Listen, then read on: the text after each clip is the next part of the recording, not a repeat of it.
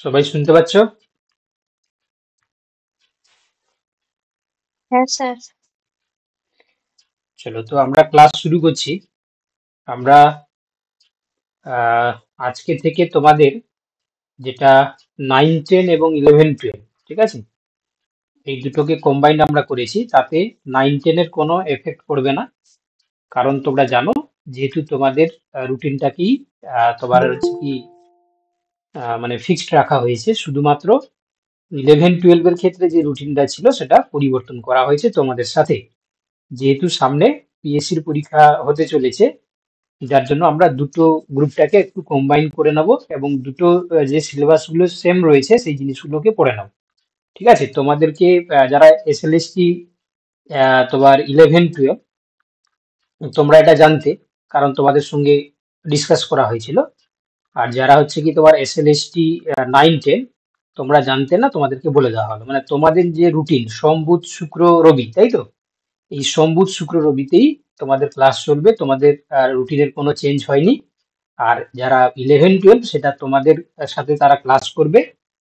তো এবং আমরা এর আগের দিন উম, দুটো গ্রুপকেই এতটা পর্যন্ত আমরা পড়িয়েছিলাম। ঠিক আছে, আমরা প্রথমে হচ্ছে কি এলগি শুরু করেছিলাম, তারপর ফাঙ্গির ক্ষেত্রে আমরা এই যে ফাঙ্গাসের বিভিন্ন প্রকার স্পোর বা রেণু, তো দুটো গ্রুপকেই আমরা কম্বাইনলি এতটা পর্যন্ত পড়ানো হয়েছিল। আমরা আজকে পরবর্তী অংশ থেকে দেখব, মানে তোমার ছত্রাকের যে অংশগুলো বাকি আছে, এবং তার সঙ্গে আমরা চলে আসবো আজকে মাইকোরাইজা ভেম নিয়ে কিছুটা পড়বো, তারপর হচ্ছে লাইকেন নিয়ে কিছুটা পড়বো। ঠিক আছে, সেই সঙ্গে আমরা চলে আসবো কি ব্রায়োফাইট টেরিডোফাইট নিয়ে আমরা পড়াশোনা করবো। ঠিক আছে, যদি আজকে না শেষ হয় তাহলে আর একটা ক্লাস হবে, কারণ তোমরা জানো প্ল্যান্ট কিংডম বা প্ল্যান্ট গ্রুপস মানে অনেকগুলো তোমার হচ্ছে কি ব্রাঞ্চ রয়েছে, সেই ব্রাঞ্চগুলোকে কভার আপ করতে গেলে একটু টাইম লাগে, তাই না? তো আমরা তাহলে একদম শুরু করছি। ঠিক আছে, তোমরা যারা হচ্ছে কি তোমরা আহ কি আগের দিন ক্লাস করেছিলে, একটু মিউট করে দাও বাবা, কার মিউট আছে, তো কেউ কিছু বলবে? হ্যাঁ স্যার। স্যার আমি বিশ্বদীপ বলছি। বলো বলো। বলছিলাম স্যার, যদি আপনার কাছে ওই পিএসসি প্রিভিয়াস ইয়ারের কোনো যদি কোশ্চেন থাকে, মানে লাইফ সায়েন্স বা এমনি যেগুলো বোটানি জুলজি ফিজিওলজি, তাহলে একটু গ্রুপে একটু তাহলে একটু সেন্ড করবেন না, তাহলে খুব সুবিধা হয়। আমি আমি বহু চেষ্টা করেছি, ঠিক আছে, ওটা আমি পাচ্ছি না। যদি আমি মানে জোগাড় করছি, যদি পেয়ে যাই তাহলে আমি দিয়ে দেবো। ঠিক আছে, তো ইউটিউব থেকে শুরু করে বিভিন্ন জায়গা থেকে আমি সার্চ করলাম, বা যারা পরীক্ষা দিয়েছে, তো আমি কোনো জায়গা থেকে পাচ্ছি না। ঠিক আছে, যদি কারো কাছে থাকে তাহলে আমাকে দিতে পারো, আমি সেটা হচ্ছে কি অ্যান্সার রেডি করে দিয়ে দেবো।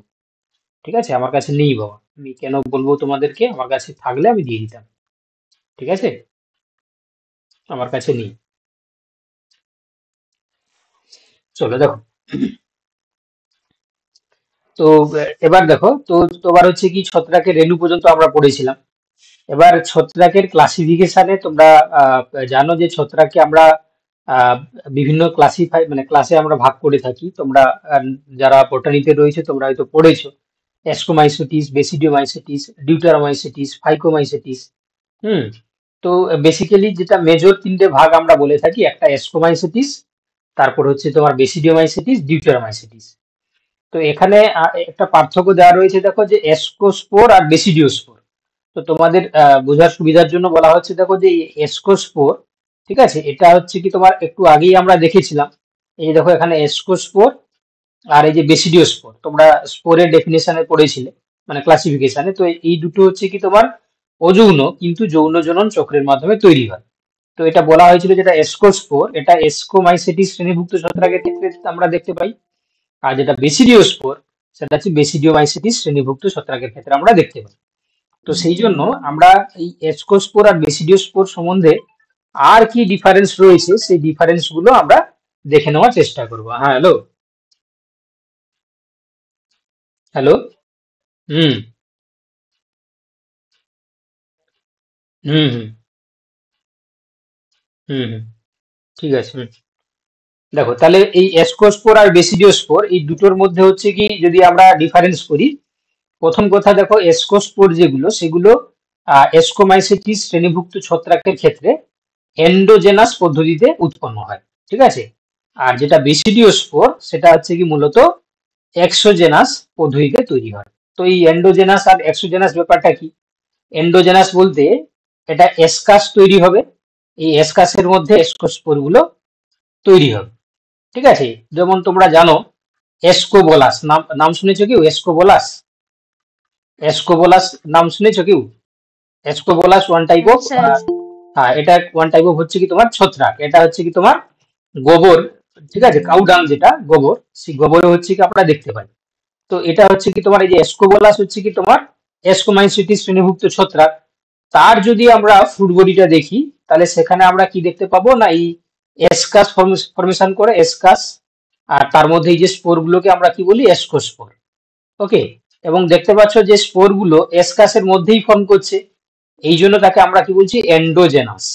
ঠিক আছে, কিন্তু বেসিডিওমাইসিটিস যে শ্রেণীভুক্ত যে ছত্রাক তাদের ক্ষেত্রে যে বেসিডিও স্পোর গুলো এক্সোজেনাসলি তৈরি হয়। এক্সোজেনাস মানে কি না তোমরা জানো, যেমন ধরো পেনিসিলিয়ামের ক্ষেত্রে বা এগারিকাসের ক্ষেত্রে এইভাবে হচ্ছে কি তার স্পোর গুলো এরকম করে বাইরের বাইরের দিকে এরকম করে তৈরি হয়। ঠিক আছে, তো এই জন্য এটা স্টেরিগমাটা যদি হয়, স্টেরিগমাটার উপরে এরকম করে স্পোর গুলো তৈরি হতে হতে চলে যায়। তাহলে দিস ইজ এইটাকে, এই প্রসেসটাকে আমরা কি বলি এক্সোজেনাস। দেখো নিচ থেকে উপরের দিকে তৈরি হয়ে যাচ্ছে। ঠিক আছে, তাহলে এসকোস্পোর গুলো এন্ডোজেনাস পদ্ধতিতে উৎপন্ন হয়, বেসিডিও স্পোর গুলো বেশি আমরা দেখলাম এক্সোজেনাস পদ্ধতিতে তৈরি হচ্ছে। আচ্ছা, এবার এসকোমাইসিটিস শ্রেণী ছত্রাকের ক্ষেত্রে আমরা এই এসকাস এর মধ্যে এই এসকোস্পোর গুলো তৈরি হয়, আর বেসিডিওমাইসিটিস শ্রেণীভুক্ত ছত্রাকের বেসিডিয়ামের মধ্যে এই বেসিডিও স্পোর গুলো তৈরি হয়। এবার এই যে একটু আগে তোমাদেরকে দেখালাম যে এই যে তোমার দেখতে পাচ্ছ একটা এসকাসের মধ্যে টোটাল 8টি এসকোস্পোর তৈরি হয়, কিন্তু সেটা যদি আমরা বেসিডিও স্পোর দেখি তাহলে প্রত্যেকটা বেসিডিয়ামের মধ্যে 4টি করে বেসিডিও স্পোর তৈরি হয়। ঠিক আছে, মাথায় রাখবে।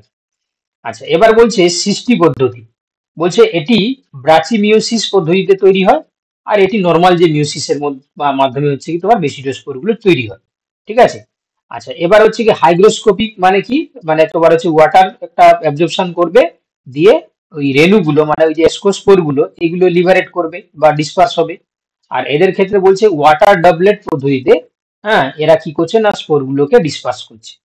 আর যেটা হচ্ছে কি এসকোস্পোর সেগুলো দেখতে গোলাকার হতে পারে, ডিম্বাকার হতে পারে, সূত্রাকার হতে পারে, নলাকার ছুঁচের ন্যায় হতে পারে। আর কিন্তু যেটা বেসিডিও স্পোর সবসময় কি হয় গোলাকার এবং ডিম্বাকার হয়। তাহলে এই স্লাইড থেকে যে জিনিসগুলো তোমরা মাথায় রাখবে, এসকোমাইসিটিস এবং বেসিডিওমাইসিটিসের যে স্পোর গুলো দেখা যায়, এসকোমাইসিটিসের ক্ষেত্রে এসকোস্পোর যেটা এসকাসের মধ্যে এন্ডোজেনাস পদ্ধতির মাধ্যমে তৈরি হয় সংখ্যায় 8টি, এবং যেটা বেসিডিওমাইসিটিসের ক্ষেত্রে এক্সোজেনাস পদ্ধতিতে তৈরি হয় বেসিডিয়ামের মধ্যে, যার সংখ্যা হচ্ছে কি বেসিডিওস্পোরের সংখ্যা একটা বেসিডিয়ামের মধ্যে 4টি। ঠিক আছে, এই দুটো জিনিস তোমরা মাথায় রাখবে। আচ্ছা, আমরা এর আগের দিন যখন আমরা ছত্রাকের যে অঙ্গজ দেহ সেটাকে আমরা কি বলেছিলাম, হাইফি বা অনুসূত্র বলেছিলাম। তো সেই হাইফি বা অনুসূত্রগুলো পরস্পর যুক্ত হয়ে গিয়ে মাইসিলিয়াম গঠন করে, এটাও আমরা বলেছিলাম। এবার আজকে দেখবো আমরা ফ্রুট বডি, ঠিক আছে, ফল দেহ, যেটাকে বাংলায় বলা হয় কি ফল দেহ, যেটাকে আমরা বুঝি ফ্রুট বডি। তো এই ফ্রুট বডি বা ফল দেহ এটা কিছুই নয়, যে সমস্ত উন্নত শ্রেণীর ছত্রাক তাদের ক্ষেত্রে জনন অঙ্গগুলো বিশেষ বন্ধা মাইসেলিয়ামের মধ্যে আবৃত হয়ে তোমার হচ্ছে কি গঠন সৃষ্টি করে। ঠিক আছে, অর্থাৎ ওদের যে রিপ্রোডাক্টিভ অর্গান, সেই অর্গানগুলো কিছু হচ্ছে কি স্টেরাইল মাইসেলিয়াম গুলো একসঙ্গে আবৃত হয়ে গিয়ে ওটা এই যে ফ্রুট বডি হিসাবে তৈরি করছে, যাতে করে হচ্ছে তোমরা বুঝতে পারছো যে রিপ্রোডাক্টিভ যে অর্গানগুলোকে সুরক্ষিত রাখবে। তো সেই কমপ্লেক্স বা সেই যে মাইসেলিয়ামের যে একসঙ্গে তোমার হচ্ছে গঠন, সেটাকে আমরা ফলদেহ বা ফ্রুট বডি বলে থাকি। তো এক্ষেত্রে দেখো বলছে ছত্রাকের জীবনচক্রের পরিণত দশায় এই ফ্রুট বডিটা গঠিত হবে, মানে যখন তারা তোমার হচ্ছে কি ইমেচিওর স্টেজে থাকবে তখন তৈরি হবে না, যখন তাদের লাইফ সাইকেল যখন মেচিওরের দিকে যাবে, যখন তারা পরিণত দশায় যাবে, তখন সেখানে আমরা ফ্রুট বডিটা দেখতে পাবো। তো সেই ফ্রুট বডিটা বলছে দেখো যে এসকোমাইসিটিস শ্রেণী ছত্রাক, ছত্রাকে ইহাকে আমরা এসকোকার বলি, আর যদি বেসিডিওমাইসিটিস হয় সেটাকে আমরা বেসিডিওকার বলি। ঠিক আছে, তোমরা তোমরা কেউ তোমার হচ্ছে ব্যাঙের ছাতা যেটাকে বলা হয় মানে এগারিকাস, কেউ খেয়েছো? নিশ্চয়ই খেয়েছো তোমরা সবাই। হুম, হয়তো সবাই পছন্দ করে না যেহেতু, যারা বিশেষ করে যারা বোটানিতে তোমরা হচ্ছে কি অনার্স করেছো বা যারা মাস্টার্স করেছো, তারা সবাই প্র্যাকটিক্যাল হিসাবে করেছো তোমরা। বাকি যারা জুলজি ফিজিওলজি যদি কেউ থাকো তাহলে তোমরা হয়তো না দেখতে পারো, বাট মানে সবাই দেখেছো, হয়তো প্র্যাকটিক্যাল করোনি। তো সেক্ষেত্রে এই যে এসকোমাইসিটিস এর ক্ষেত্রে যে তার যে পরিণত যে তোমার হচ্ছে কি অংশ, সেটাকে আমরা বলছি এসকোস্কার। আর বেসিডিওমাইসিটিস হলে সেটাকে বলা হচ্ছে বেসিডিওকার। ওকে। তো এই যে তোমার হচ্ছে কি এই ফ্রুট বডি গুলো, সেগুলো মূলত হচ্ছে কি বিভিন্ন আকার আকৃতির উপর মানে আকার আকৃতির হয়ে থাকে এবং বিভিন্ন বর্ণেরও হয়ে থাকে। তো এগুলো হচ্ছে কি তোমার মাটির উপর জন্মায় এবং খালি চোখে আমরা দেখতে পাই। আর এদের হচ্ছে কি এপিজিয়াস তোমার হচ্ছে কি ফ্রুট বডি বলা হয়, মানে যেগুলো হচ্ছে কি মাটির উপরে জন্মায় সেই সমস্ত ফ্রুট, মানে সেই সমস্ত হচ্ছে ফ্রুট বডিকে আমরা এপিজিয়াস ফ্রুট বডি বলি। আর যে সমস্ত ফ্রুট বডি বা ফলদেহ গুলো মাটির তলায় জন্মায় সেগুলোকে হাইপোজিয়াস ফ্রুট বডি আমরা বলে থাকি। ঠিক আছে। তো এই এপিজিয়াস হোক বা হাইপোজিয়াস হোক, তাহলে এরা কিছুই নয়, বন্ধা মাইসিলিয়ামের কমপ্লেক্সিটি একটা স্ট্রাকচার, যার মধ্যে রিপ্রোডাক্টিভ অর্গান গুলো সুরক্ষিত অবস্থায় থাকে। হুম। তাহলে ফ্রুট বডি তোমরা ব্যাপারটা সবাই বুঝতে পেরেছো বা সব অনেকে দেখেছো তোমরা, তাই না, ব্যাঙের ছাতার ক্ষেত্রে। বা তোমার হচ্ছে পলিপরাস দেখবে, গাছের যে ছাল তার উপরে দেখবে তোমার হচ্ছে কি জন্মায়, তো এগুলো সমস্ত কিন্তু ফ্রুট বডি। ঠিক আছে, বুঝতে পারছো তো?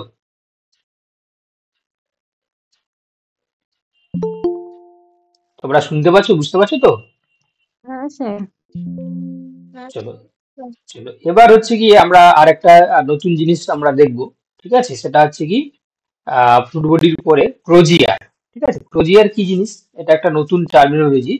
মনে রাখবে যে ক্রোজিয়ার হচ্ছে যখন মানে এসকোমাইসিটিস শ্রেণীভুক্ত ছত্রাকের ক্ষেত্রে যখন এই যে এসকাস তৈরি হয় না, এসকাস কি জিনিস তোমরা বুঝতে পারলে। এসকাস মানে এসকোস্পোর তৈরি করার জন্য বা এসকোস্পোর গুলোকে ধারণ করার জন্য যে গঠন, সেটাকে আমরা এসকাস বলি।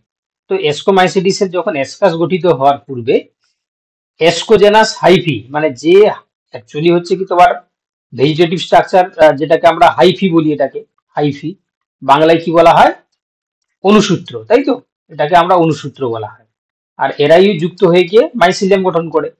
তো এই যে হাইফি থেকে এসকাস তৈরি হবে, সেই হাইফির বলছে দেখো, সেই হাইফির ক্ষেত্রে এই জন্য বলছে দেখ এসকোজেনাস হাইফি, এর শীর্ষ কোষের ঠিক নিচে কোষটি হচ্ছে কি তোমার কি বলছে না, তোমার একটি আঙ্গুলের প্রবর্ধক সৃষ্টি করে।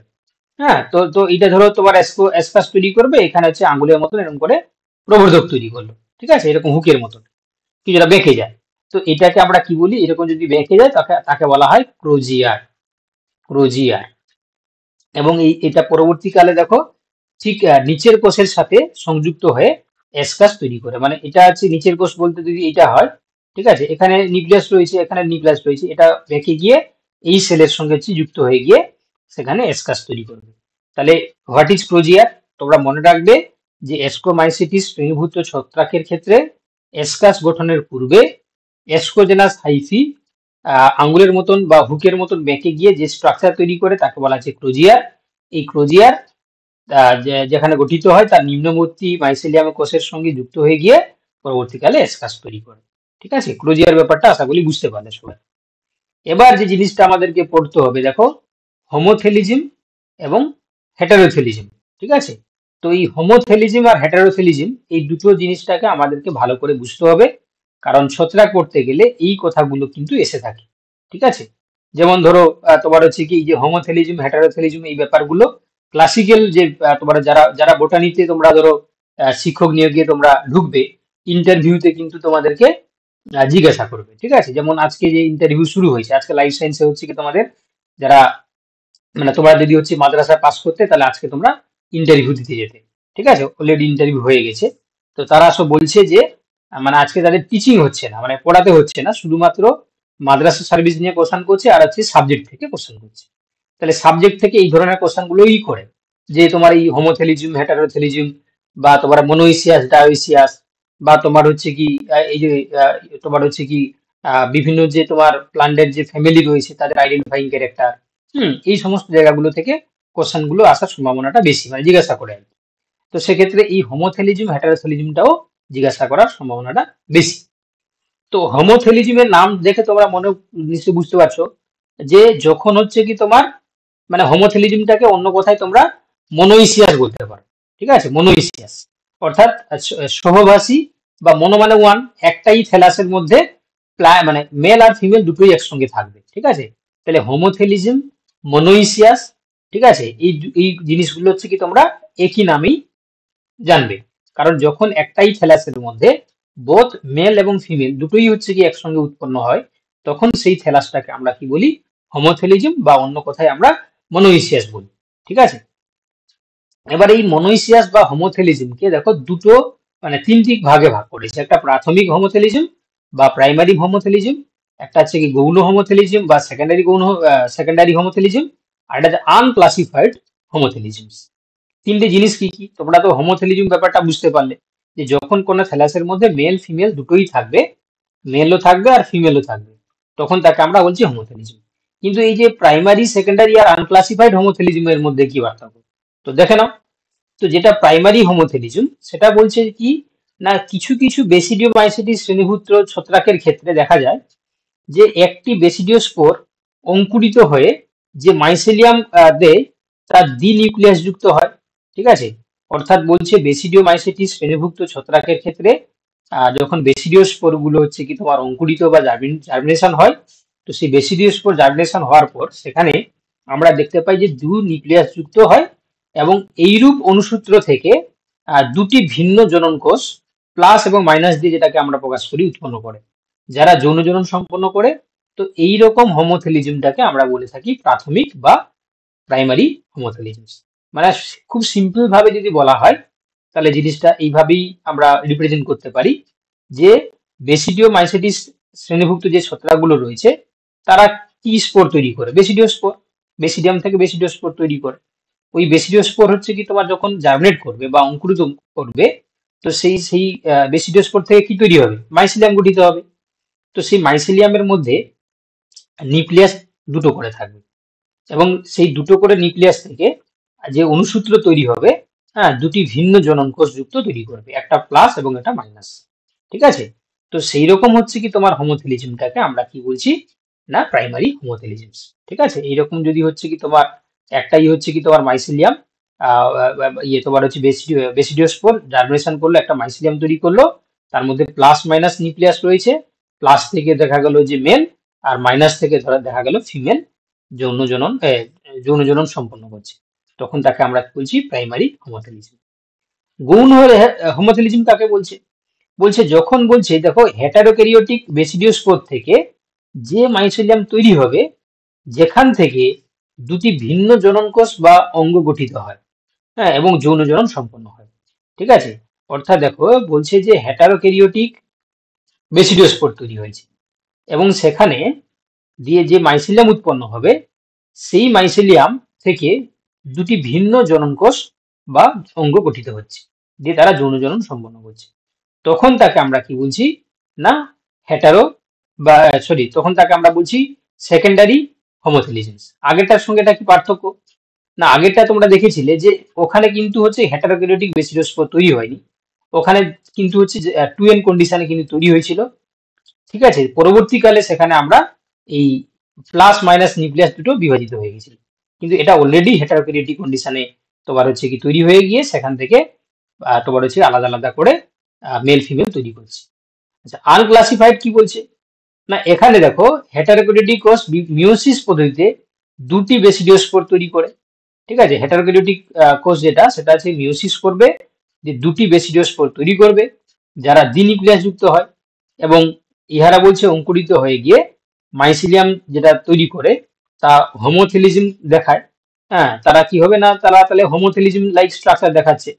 তো সেই রকম ভাবে আমরা একে আনক্লাসিফাইড হোমোথেলিজম বলছি, যেটা আমরা এগারিকাস বাইস্পোরাসের ক্ষেত্রে আনক্লাসিফাইড আমরা কি বলে থাকি, না হোমোথেলিজমস। কেন, না যেহেতু ওদের হেটারোক্যারিওটিক কোষ থেকে আগে মিওসিস হয়ে যায়, মিওসিস হয়ে গিয়ে সেখানে তোমার কি করছে, না তোমার বেসিডিওস্পোর তৈরি করছে, তারপরে তারা তোমার হচ্ছে কি বিভাজিত হয়ে গিয়ে মাইসিলিয়াম তৈরি করছে, হ্যাঁ। তো এইরকম যে থ্যালাস তৈরি করে বা মাইসিলিয়াম তৈরি করে তাকে আমরা হোমোথেলিজমস, আনক্লাসিফাইড হোমোথেলিজম বলি। তাহলে প্রাথমিক বা প্রাইমারি হোমোথেলিজমস দেখা যাচ্ছে কোপ্রিনাসের ক্ষেত্রে, সেকেন্ডারি দেখা যাচ্ছে কোপিনাস হচ্ছে কি তোমার স্টেরি কুইলিনাস এর ক্ষেত্রে দেখা যাচ্ছে প্রাইমারি, সেকেন্ডারি হচ্ছে কি তোমার কোপিনাস তোমার হচ্ছে এফিমেরাসের ক্ষেত্রে দেখা যাচ্ছে। আর আনক্লাসিফাইডটা বলা হচ্ছে কি এগারিকাস বিস্পোরাস। ঠিক আছে, এগারিকাস বিস্পোরাস যেটাকে আমরা বেঙের ছাতা বলে বলে থাকি, সেখানে আমরা আনক্লাসিফাইড হোমোথিলিজমস বলে থাকি।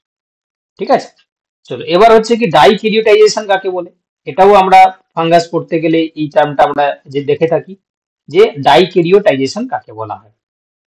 তো ভালো করে শোনো, যখন বলছে যে দুটি প্রাথমিক মাইসেলিয়ামের হাইফা কোষের মিলন ঘটে, অর্থাৎ এইটা একটা হচ্ছে কি তোমার মাইসেলিয়াম, আবার এইটা একটা তোমার মাইসেলিয়াম হয়েছে, এই দুটো মাইসেলিয়াম, এই দুটো মাইসেলিয়ামের মধ্যে দুটি প্রায় এই যে মাইসেলিয়ামের হাইফাল কোষের মিলন। হাইফাল কোষের মানে কি, ধরো হচ্ছে কি তোমার এখানে ধরো হচ্ছে কি তোমার নিউক্লিয়াস গুলো রয়েছে প্লাস প্লাস প্লাস, এখানে রয়েছে মাইনাস মাইনাস মাইনাস।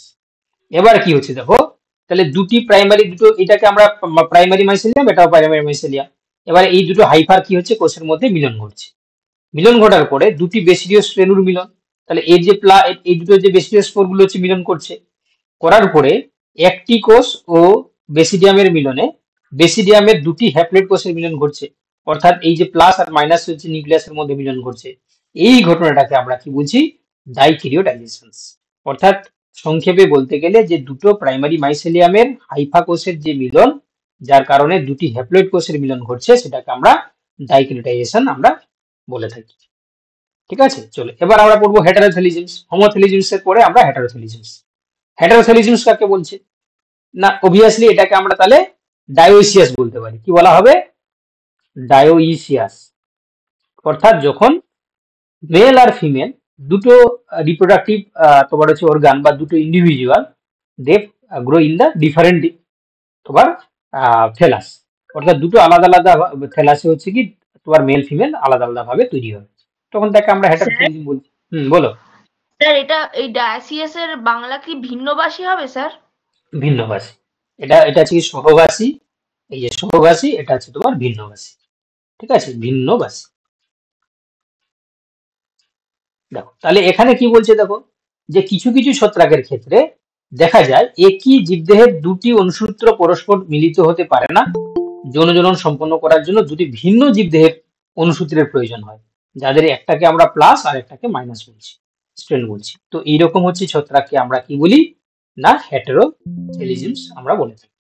তো এই হেটারোথেলিজমসটাকে আবার ভাগ করা হয়েছে, যেমন হচ্ছে কি আমরা হোমোথেলিজমসকে তিনটে ভাগে ভাগ করলাম, ঠিক একইভাবে আমরা হেটারোথেলিজমসটাকেও দুটো ভাগে ভাগ করছি। কি কি, একটা আছে তোমার দেখতে পাচ্ছ বাইপোলার হেটারোথেলিজমস, আর একটা আছে তোমার টেট্রাপোলার হেটারোথেলিজমস।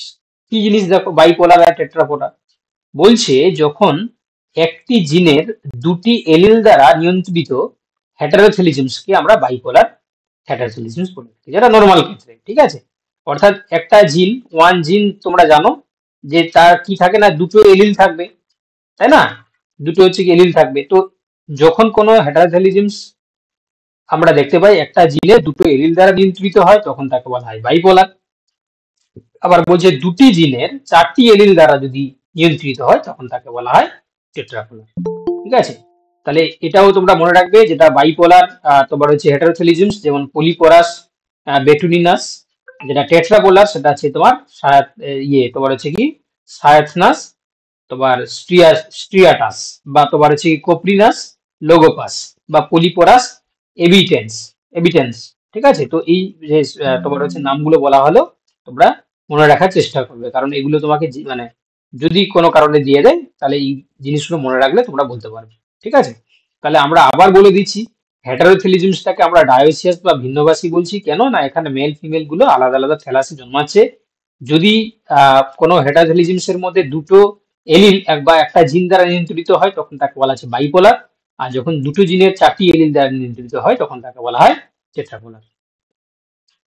চলো এবার আমরা দেখবো প্যারাসেক্সুয়াল সাইকেল। ঠিক আছে, তো এটা একটা তোমার হচ্ছে লেটেস্ট ডিসকভারি বলতে পারো, বা এটা একটা তোমার হচ্ছে ব্যতিক্রমী ঘটনা বলতে পারো, প্যারাসেক্সুয়াল তোমার হচ্ছে কি সাইকেল। তো দুজন সায়েন্টিস্ট, একজন নাম পেন্টে কার্ভো আর একজন নাম হচ্ছে রেপার। তো এই পেন্টে কার্ভো আর রেপার এরা দেখলেন কি না, এসপারজিলাস নিডুলেন্স। ঠিক আছে, এসপারজিলাস নিডুলেন্স এর ক্ষেত্রে প্লাজমোগেমি, কেরিওগেমি এবং হ্যাপ্লোডাইজেশন ক্রমান্বয়ে ধারাবাহিকভাবে জীবনচক্রে নির্দিষ্ট সময়ে ঘটে না। আচ্ছা, প্লাজমোগেমি তোমরা নিশ্চয়ই সবাই জানো, সাইটোপ্লাজমের যে মিলন। কেরিওগেমি মানে নিউক্লিয়াসের মিলন। আচ্ছা, হ্যাপ্লোডাইজেশন মানে হচ্ছে কি তোমার ওই যে মেল মানে প্লাস মাইনাস নিউক্লিয়াস তারা হচ্ছে কি যখন প্রত্যেকটা সেলে একটা করে হচ্ছে কি তোমার তৈরি হবে, সেটাকে আমরা হ্যাপ্লোডাইজেশন বলছি। তাহলে এই যে তিনটে পদ্ধতি, এটা যদি হচ্ছে কি তোমার বলছে এই এসপারজিলাস নিডুলেন্সের ক্ষেত্রে নির্দিষ্ট চক্রে সম্পন্ন হচ্ছে না বা নির্দিষ্ট সময়ে সম্পন্ন হচ্ছে না, জীবনচক্রের যে কোনো দশায় অনির্দিষ্টভাবে সংঘটিত হচ্ছে। ঠিক আছে, যদি যাদের ক্ষেত্রে এটা হচ্ছে তাদের ক্ষেত্রে নর্মাল সেক্সুয়াল সাইকেল। কিন্তু যেহেতু এই যে এসপারজিলাস নিডুলেন্সের ক্ষেত্রে প্লাজমোগেমি, কেরিওগেমি বা হাইপ্লোডাইজেশন, এটা হচ্ছে কি তোমার অনির্দিষ্টভাবে সংঘটিত হচ্ছে, কখন কি ঘটছে সেটা কোনো ঠিক নেই। তো এই ঘটনাটাকে এই দুজন সায়েন্টিস্ট তারা প্যারাসেক্সুয়াল সাইকেল হিসাবে কম্পেয়ার করলেন বা তারা প্যারাসেক্সুয়াল সাইকেল হিসাবে বললেন। তো এই প্যারাসেক্সুয়াল সাইকেলের গুরুত্ব কি বা ইম্পর্টেন্স কোথায়, না বলছে যে নতুন স্ট্রেন এখান থেকে পাওয়া যেতে পারে, জেনেটিক ম্যাপ তৈরি করা যেতে পারে, বা নতুন প্রজাতি সৃষ্টির হচ্ছে কি ক্ষেত্রে স্পিসিয়েশন বা নতুন প্রজাতি সৃষ্টির ক্ষেত্রে হচ্ছে কি বিশেষভাবে গুরুত্ব লাভ পেতে পারে এই প্যারাসেক্সুয়াল সাইকেল। ঠিক আছে, যেটা বাকিদের মতন নয়। এটা কিন্তু মনে রাখবে। বুঝি স্যার, হ্যাপ্লোডাইজেশনটা একটু বলবেন? হ্যাপ্লোডাইজেশন মানে হচ্ছে কি ধরো কোন একটা ডিপ্লয়েড যে তোমার হচ্ছে কি মানে তোমার কেরিওগেমি হয়ে গেলে কি হবে, নিউক্লিয়াসের মিলন হয়ে গেল, তাহলে সেটা ডিপ্লয়েড ধরো n+n 2n হয়ে গেছে। তো আবার সেই 2n থেকে যখন হচ্ছে কি তোমার তোমার হচ্ছে কি রিডাকশন পদ্ধতির মাধ্যমে সেটা আবার আহ, তোমার হচ্ছে কি দুটো নিউক্লিয়াস আলাদা হয়ে গেল, যে তারা প্রত্যেকটা সেলের মধ্যে একটা করে হ্যাপ্লয়েড নিউক্লিয়াস থাকলো।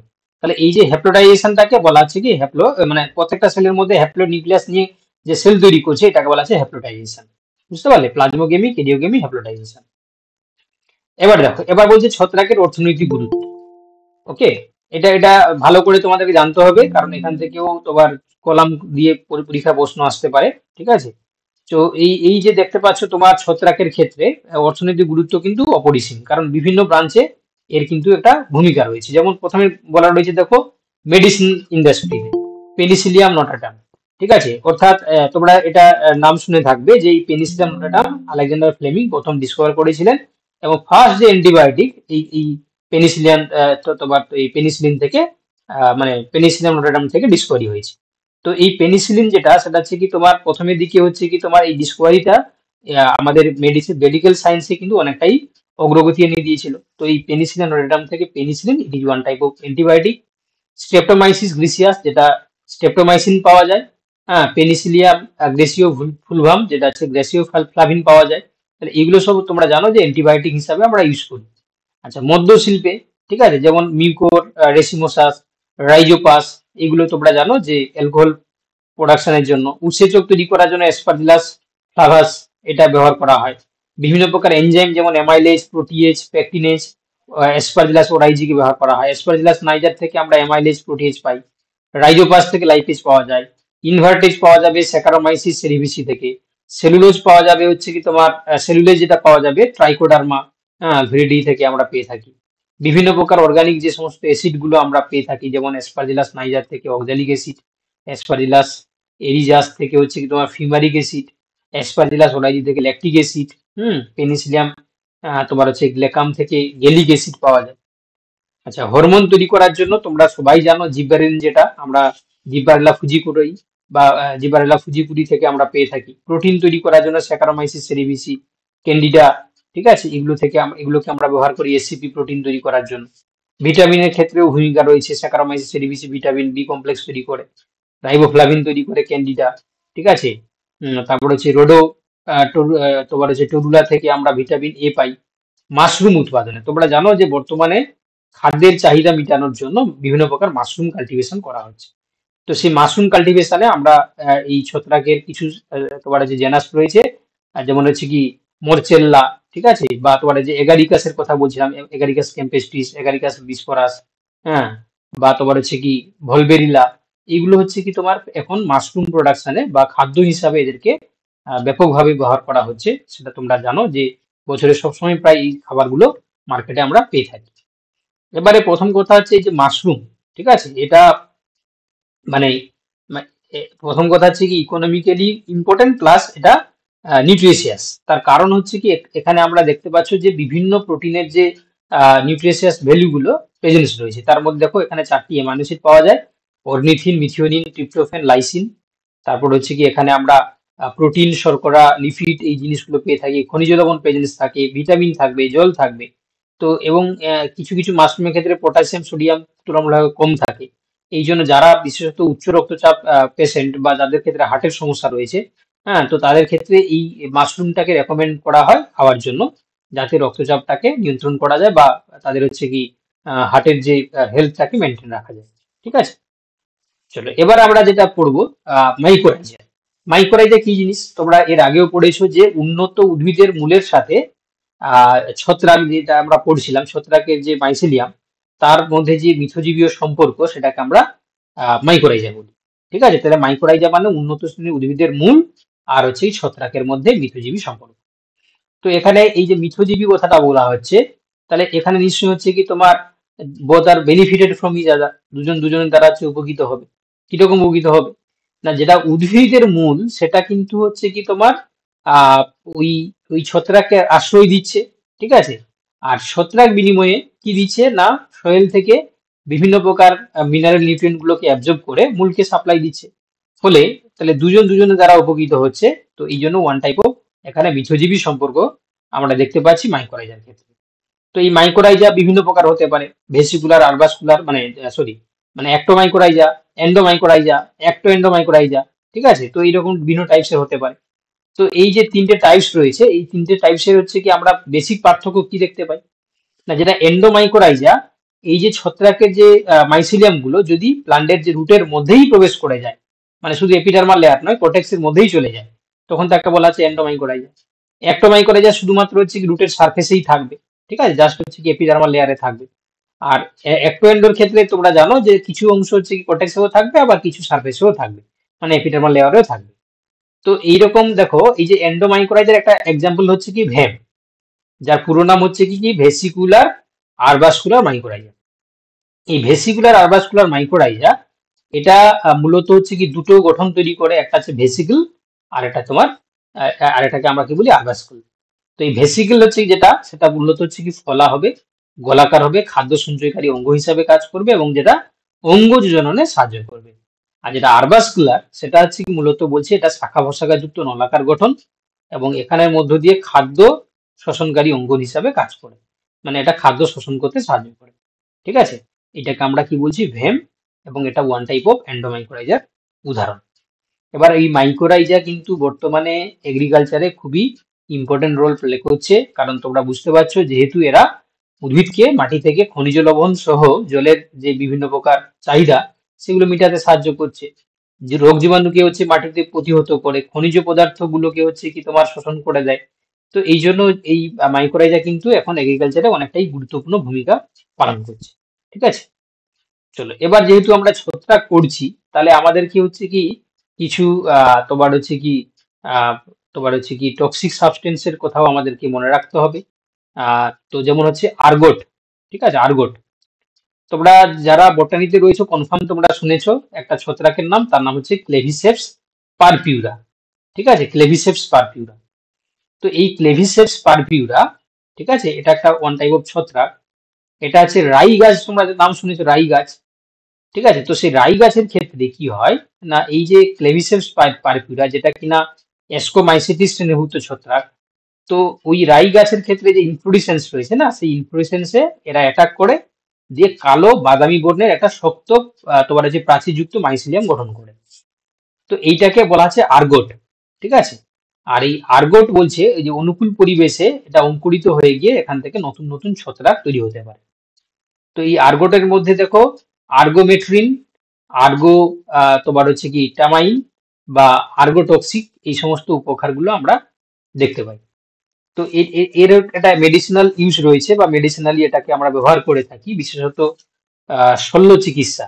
ঠিক আছে, সার্জারি ক্ষেত্রে বা যখন হচ্ছে কি দেখবে তোমার হচ্ছে কি আহ বাচ্চা প্রসবের সময় যে প্রসব যন্ত্রণা সেগুলো কমানোর জন্য এই এই উপকারটাকে ব্যবহার করা হয়। ঠিক আছে, তাহলে এটা হচ্ছে কি তোমরা মনে রাখবে, ক্লেভিসেপস পারপিউরা নামক এক প্রকার অ্যাসকোমাইসিটিস শ্রেণীভুক্ত ছত্রাক রাই গাছের যে ইনফ্লোরেসেন্স সেটাতে এরা হচ্ছে কি বসবাস করছে এবং সেটা তোমার হচ্ছে কালো বর্ণের একটা বাদামি শক্ত প্রাচীর যুক্ত হচ্ছে কি তোমার মাইসিলিয়াম গঠন করছে, সেটাকে আমরা আর্গট বলি, যার মধ্যে বিভিন্ন প্রকার উপকার রয়েছে, আর্গোমেট্রিন, আর্গোটামাইন বা আর্গোটক্সিন। এগুলো আমরা শল্য চিকিৎসা সহ প্রসব যন্ত্রণা কমাতে আমরা ব্যবহার করে থাকি। আরেকটা তোমরা উপকারের নাম মনে রাখবে, তার নাম কি? অ্যাফ্লাটক্সিন। ঠিক আছে, অ্যাফ্লাটক্সিনটা কোথা থেকে পাওয়া যায়, কি কাজ বা কি এর বিষয়? না, অ্যাফ্লাটক্সিনটা দেখবে এসপারজিলাস ফ্লেভাস, ঠিক আছে, বা এসপারজিলাস প্যারাসিলিকাস। তো এই এসপারজিলাস ফ্লেভাস বা এসপারজিলাস প্যারাসিলিকাস এই দুটো ছত্রাক থেকে এরা কি করছে দেখো, বলছে যখন দানা শস্য উষ্ণ আর্দ্র পরিবেশে থাকে, ঠিক আছে, তখন এই এসপারজিলাস ফ্লাভাস বা এসপারজিলাস প্যারাসিলিকাস এরা আক্রমণ করার পরে দেখো বলছে এইরূপ দানা শস্যগুলো মানুষ এবং পশু খাদ্য রূপে ব্যবহার করলে, ঠিক আছে, যেহেতু হচ্ছে কি সেখানে উষ্ণ আর্দ্র পরিবেশে রাখার কারণে অলরেডি সেখানে অ্যাফ্লাটক্সিন তৈরি হয়ে গেছে। কে তৈরি করেছে? না, এই দুটো ছত্রাক। এবার এই অ্যাফ্লাটক্সিনটা আছে কি পয়জনাস আর কি। কেন? না, এটা ডিএনএ সংশ্লেষকে বাধা সৃষ্টি করে, মানে ডিএনএ রেপ্লিকেশনকে বাধা সৃষ্টি করে। তো যার কারণে বলছে ইহা যকৃতে দূষিত প্রভাব বিস্তার করে এবং ক্যান্সার ঘটাতেও পারে। মানে যদি তো আমরা এই দানা শস্যগুলো কনজিউম করি, তাহলে আমাদের কিন্তু মানে ক্যান্সার হয়ে যেতে পারে। ঠিক আছে, অ্যাফ্লাটক্সিনটা এতটাই মারাত্মক, বুঝতে পারলে? তো এই অ্যাফ্লাটক্সিন টা হচ্ছে কি আমাদেরকে দেখতে হবে যে যাতে কোনো দানা শস্যতে এই তোমার হচ্ছে এসপারজিলাস ফ্লাভাস বা এসপারজিলাস প্যারাসিলিকাস না অ্যাটাক করে। আর যদি হচ্ছে কি এরা আক্রান্ত করে দেয়, তাহলে সেখানে কিন্তু অ্যাফ্লাটক্সিনটা তৈরি হয়ে যায়। ওকে, চলো এবার হচ্ছে কি দেখো, বর্তমানে আমরা বিভিন্ন তোমার হচ্ছে সাইন্টিফিক যে ওয়ার্ক গুলো আমরা বিভিন্ন শৈবাল থেকে শুরু করে ছত্রাকেও করে থাকি। তো তার মধ্যে তোমরা মনে রাখবে যে জিন তথ্যে, ঠিক আছে, বা জিনের ডিসকভারিতে আমরা এই নিউরোস্পোরাটাসা, ঠিক আছে, বা তোমার হচ্ছে কি এই যে এসিটাবুলারিয়া, এইগুলোকে আমরা ব্যবহার করি।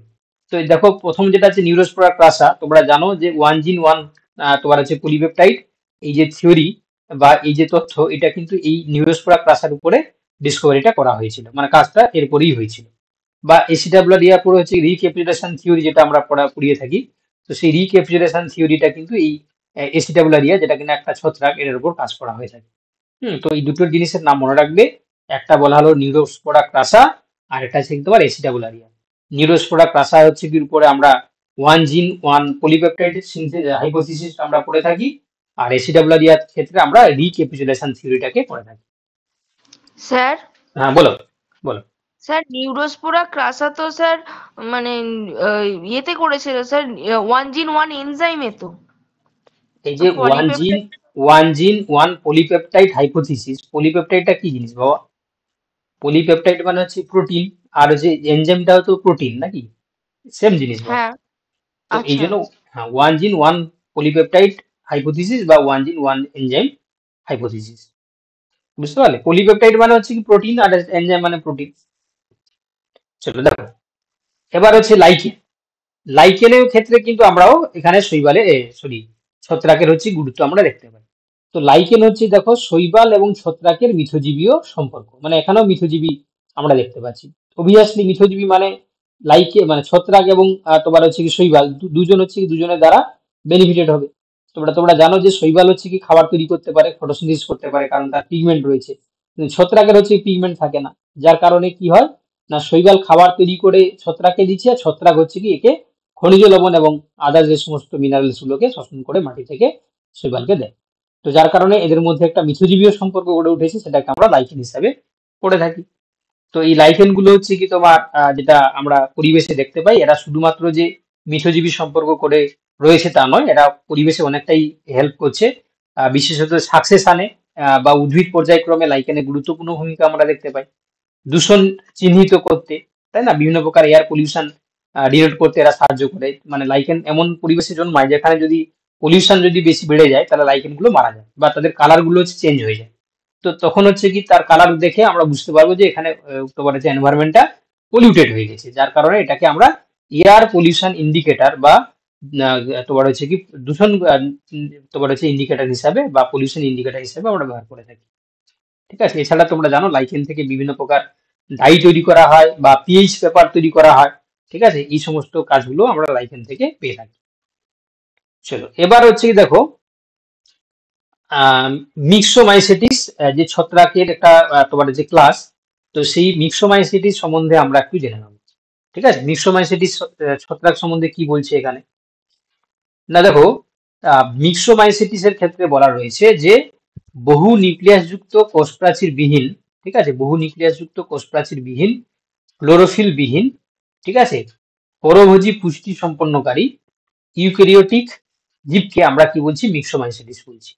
ঠিক আছে, তাহলে মিক্সোমাইসিটিস আবার বলে দিচ্ছি, এদের ক্ষেত্রে বহু নিউক্লিয়াস যুক্ত মানে এরা সিনোসাইটিক হবে, বুঝতে পারছো, যার কারণে এদের কোষপ্রাচীর বিহীন। আচ্ছা, এবার বলছে ক্লোরোফিল বিহীন। আচ্ছা, পরভোজী পুষ্টি সম্পন্ন, ক্লোরোফিল না থাকলে পরভোজী পুষ্টি সম্পন্ন করতে হবে, এরকম ইউক্যারিওটিক জীবটাকে আমরা মিক্সোমাইসিটিস বলে থাকি।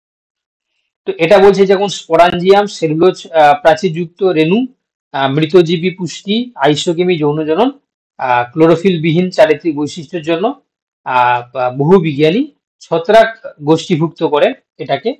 আর এখানে হচ্ছে এমিবয়েড চলন দেখা যাচ্ছে, পরভোজী পুষ্টি, কোষপ্রাচীর বিহীন, ক্লোরোফিল বিহীন, এই বৈশিষ্ট্যের জন্য এটাকে অনেকে আবার এটাকে হচ্ছে কি প্রাণীর বৈশিষ্ট্য হিসাবে অনেকে তোমার প্রোটোজোয়াতে অনেক সময় হচ্ছে কি অন্তর্ভুক্ত করা হয়ে থাকে।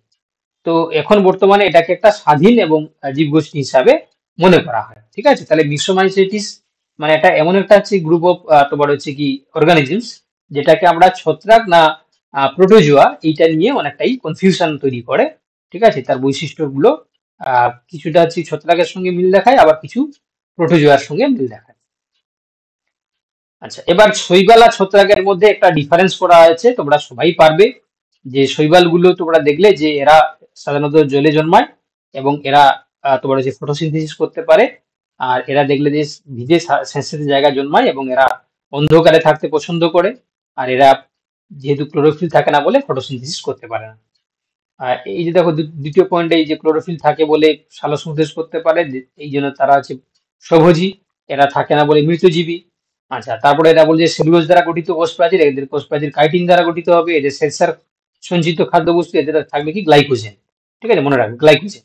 আর এদের ক্ষেত্রে বলছি ইভলিউশন অফ সেক্স দেখা যায়, আর এদের ক্ষেত্রে ডিজেনারেশন অফ সেক্স আমরা দেখতে পাই। ঠিক আছে, তো এই পার্থক্যগুলো হচ্ছে কি জিনিসগুলো একটু মাথায় রাখবে। চলো এবার আমরা চলে আসবো কি ব্রায়োফাইটের ক্ষেত্রে। ঠিক আছে, মন দিয়ে শুনবে। হ্যাঁ, ব্রায়োফাইটের ক্ষেত্রে দেখো, তো ব্রায়োফাইটের ক্ষেত্রে প্রথমে তোমাদেরকে বলে রাখি যে ব্রায়োফাইটকে আমরা কি বলে থাকি না প্লান্ট কিংডমের এমফিবিয়াস, মানে উভচর আর কি। কেন বলে থাকি না, যেহেতু এরা হচ্ছে কি এমন পরিবেশে জন্মায় যেখানে না জল না স্থল, ঠিক আছে, মানে সেমি অ্যাকোয়াটিক যে কন্ডিশন সেরকম জায়গায় জন্মায়, এই জন্য এদেরকে আমরা কি বলি এমফিবিয়ান বা উভচর উদ্ভিদ। ঠিক আছে, উভচর উদ্ভিদ বা এমফিবিয়ান প্ল্যান্ট।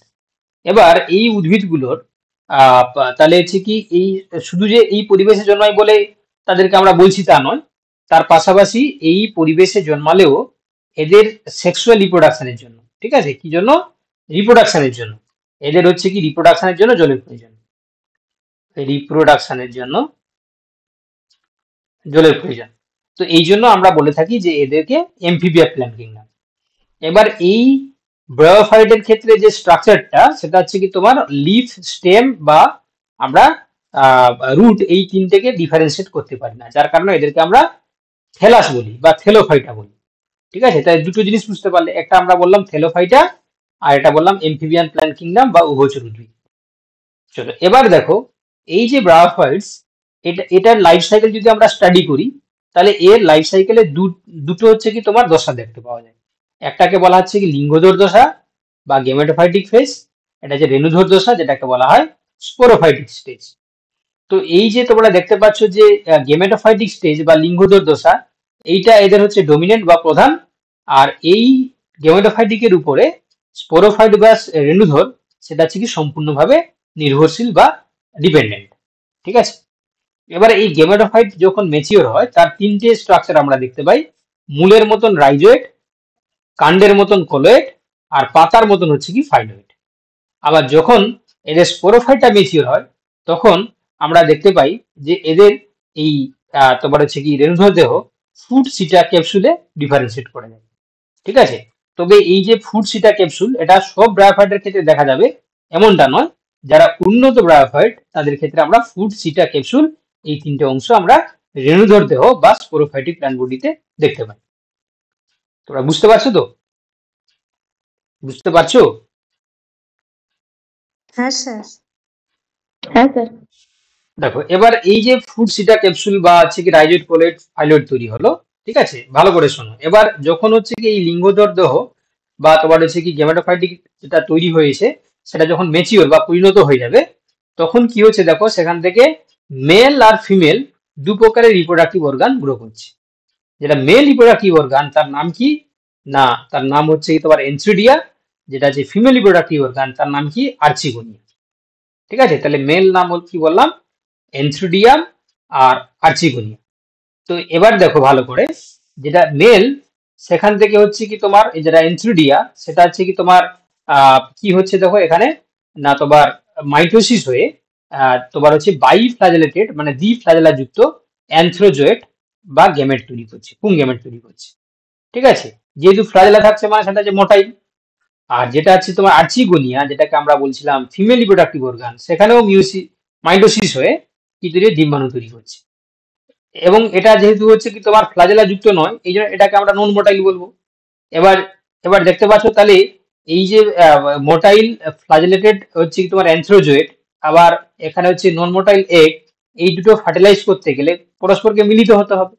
তো তার জন্য তাহলে কি হতে হবে দেখো, তাহলে এইটা মুভ করার জন্য নিশ্চয়ই এনভায়রনমেন্টে ওয়াটার থাকতে হবে। তাহলে ওয়াটার যদি প্রেজেন্স থাকে তবে গিয়ে এই বাইফ্লাজেলেটেড অ্যানথ্রোজয়েট এটা সাঁতার কেটে কেটে তোমার হচ্ছে আর্চিগোনিয়ার দিকে আসবে, যে এগের সঙ্গে ফার্টিলাইজ করবে। তো এই জন্য একটু আগেই যখন শুরুতে বলা হয়েছিল যে রিপ্রোডাকশনের জন্য এদের কি লাগবে, জলের প্রয়োজন। তো এই জন্য জল না থাকলে কিন্তু ব্রায়োফাইটের ক্ষেত্রে সেক্সুয়াল রিপ্রোডাকশন কমপ্লিট কোনোভাবেই হতে পারবে না। এই জন্য আমরা বলতে পারি যে ব্রায়োফাইটকে এমফিবিয়ান প্ল্যান্ট কিংডম, বা এই জন্য তাদের ইভলিউশনের মাধ্যমে এমন জায়গায় জন্মায় যেখানে জলের প্রয়োজন রয়েছে। এবার দেখো, এবার ব্রায়োফাইটকে বেসিক্যালি আমরা তিনটে ক্লাসে ভাগ করি। ঠিক আছে, তিনটে ক্লাসে আমরা ভাগ করি। ক্লাস 1 হচ্ছে কি তোমার হেপাটিকোপসিডা, ক্লাস 2 হচ্ছে কি তোমার অ্যানথোসেরাডোপসিডা, ক্লাস 3 হচ্ছে কি তোমার ব্রায়োপসিডা। তো এই হেপাটিকোপসিডা, অ্যানথোসেরাডোপসিডা বা ব্রায়োপসিডা এদের কিছু লোকাল নাম বা সাধারণ নাম রয়েছে। হেপাটিকোপসিডাকে আমরা বলি লিভারওয়ার্ট, অ্যানথোসেরাডোপসিডাকে বলা হয় হর্নওয়ার্ট, আর যেটা হচ্ছে ব্রায়োপসিডা তাদেরকে বলা হয় মোস। এবার এই হেপাটিকোপসিডার মধ্যে আমরা যে সমস্ত ব্রায়োফাইট গুলো দেখতে পাই, যেমন রিক্সিয়া, মার্কেনসিয়া, পেলিয়া, পোরেল্লা, ঠিক আছে, এইগুলো আছে আমরা এই হেপাটিকোপসিডার মধ্যে দেখতে পাই। অ্যানথোসেরাডোপসিডার মধ্যে দেখতে পাওয়া যায় অ্যানথোসেরোস, আর ব্রায়োপসিডার মধ্যে দেখতে পাওয়া যায় পোগোনেটাম, ফিউনারিয়া। ঠিক আছে, এই জিনিসগুলো আমরা দেখতে পাই। বোঝাতে পারলাম? তাহলে এইগুলো হচ্ছে কি তোমার ব্রায়োফাইটের তিনটে ক্লাস, হেপাটিকোপসিডা, অ্যানথোসেরাডোপসিডা, ব্রায়োপসিডা। ব্রায়োপসিডার তোমার হচ্ছে কি বলা হয় মোস। আরো বলতে পারো এখানে ব্রায়োপসিডা উদাহরণ হচ্ছে স্পেগনাম, নাম শুনেছো স্পেগনাম? কেউ নাম শুনেছো? স্পেগনামকে ট্রু মোস বলা হয়, হ্যাঁ আবার স্যার। এটাকে হ্যাঁ এটাকে স্যার, বলা হয় পিড মোস এটাকে বা বুক মোস বলা হয়। হ্যাঁ, স্পেগনামকে হচ্ছে ট্রু মোস বলা হয়। আর এটাকে আরেকটা হচ্ছে কি নাম বলা হয় পিড মোস বা বগমোস। একদম ঠিক বলেছে, পিট বা হচ্ছে বগমোস। কেন বলা হয় পিট মোস বা বগমোস বলো, যে বললে যেটাকে পিট মোস বলা হয় কেন বলা হয়?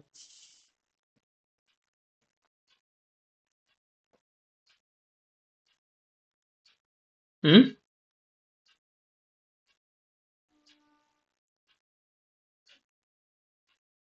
হুম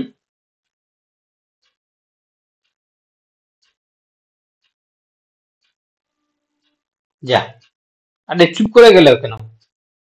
আরে এরা হচ্ছে কি যে অ্যাকোয়াটিক বডিতে জন্মায়, এরা যখন মৃত হয়ে যায় এই স্ফেগনামের যে কোষ প্রাচীরের যে অংশ সেগুলো মাটির নিচে জমা হয়ে গিয়ে পিট তৈরি করে। ঠিক আছে, মানে তোমার হচ্ছে কি আমরা যেটাকে বাংলায় বলি যে মানে তোমার কৈলা লাইক স্ট্রাকচার তৈরি করে। তো এই জন্য তাকে পিট বলা হয়, পিট মোস।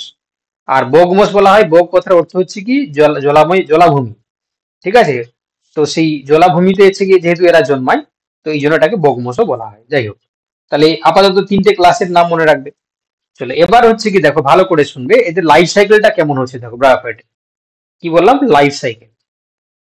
ভালো করে দেখে না, ভালো করে দেখো। তাহলে যখন হচ্ছে কি এদের লাইফ সাইকেলের প্রথম দশার নাম হচ্ছে কি দেখো তোমার হচ্ছে লিঙ্গধর দশা বা হচ্ছে কি তোমার গেমেটোফাইটিক প্ল্যান্ট বডি।